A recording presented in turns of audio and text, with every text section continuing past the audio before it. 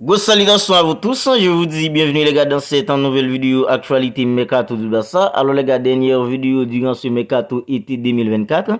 Alors c'est vrai, il y aura une vidéo bilan de Mercato, mais les gars, c'est la dernière vidéo Mercato, actualité Mercato du Barça, pardon, parce que les gars, le Mercato vient tout juste en déterminer. Le Barça a réussi pas mal de coups hyper intéressants sur la fin du Mercato. La signature d'un jeu comme Joao Cancelo au poste d'arrière droit, alors ça c'était plutôt attendu.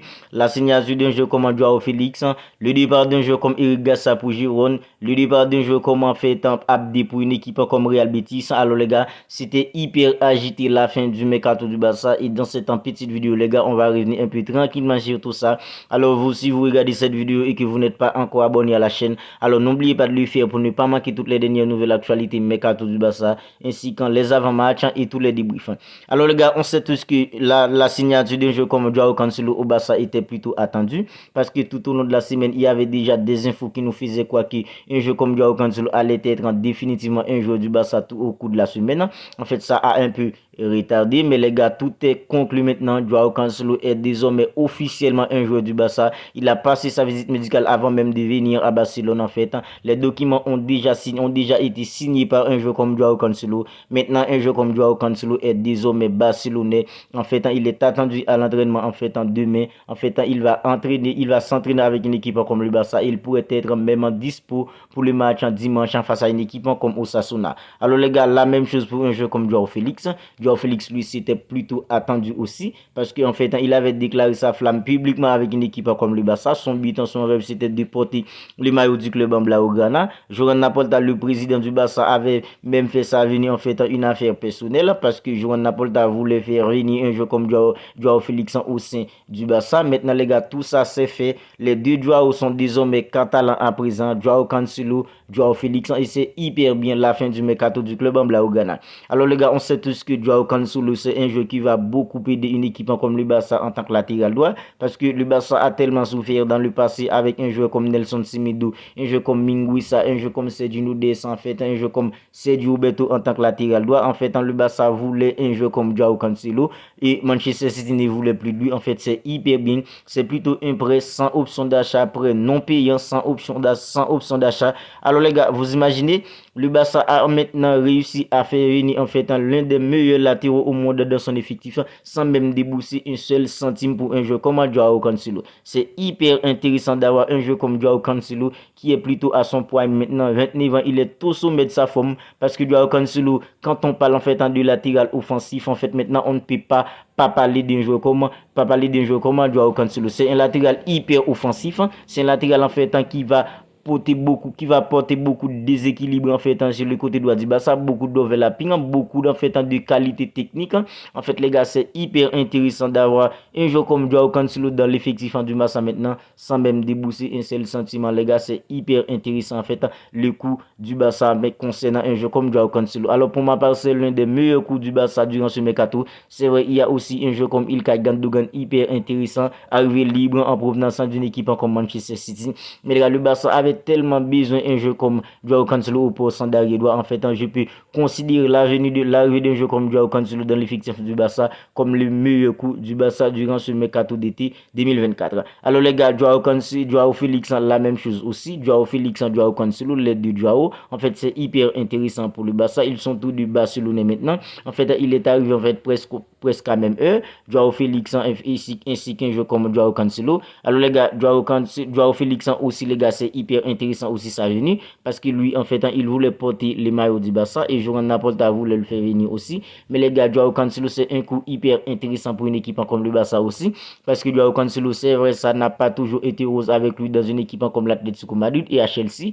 Mais les gars, on sait tous qu'un jeu comme Joao Félix c'est plutôt un joueur talentueux. Joao Félix il a le talent en fait pour être un élu en fait extraordinaire. C'est un joueur en fait il s'est dribblé, c'est un joueur en fait qui peut porter beaucoup de déséquilibre. En fait, il peut faire du mal à n'importe quel adversaire quand il est en forme. C'est vrai à l'Atlético Madrid avec un entraîneur comme Diego Simeone hyper défensif comme ça.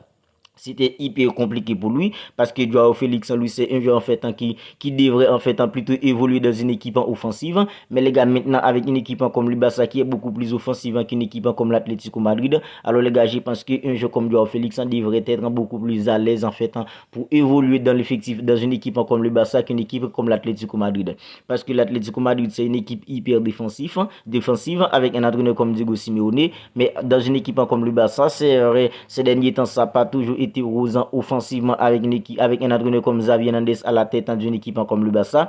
Mais les gars, l'effectif du Barça est renforcé maintenant. L'effectif du Barça est renforcé maintenant. Il y a un jeu comme Ilkay Gundogan. Il y a aussi en fait un jeu comme Oriol Romeo qui sont venus pour apporter en fait beaucoup plus de qualité, beaucoup plus d'intensité, beaucoup plus de créativité dans l'entrejeu du Barça maintenant. Alors moi je pense avec l'effectif qu'a une équipe comme le Barça maintenant, un jeu comme Joao Félix devrait être beaucoup plus épanoui dans une équipe comme le Barça. Parce que les gars, Joao Félix, c'est un joueur au début qui méritait d'évoluer dans une équipe en fait plutôt offensive qu'une équipe en défensive. Alors maintenant, il est à Barcelone. Barça, c'est plutôt une équipe en offensive. Alors on attend pour voir ce que ça va donner. Parce que les gars, Joao Félix, c'est un ailier en fait hyper percutant. C'est un ailier hyper intéressant. Techniquement, en fait, il est hyper technique.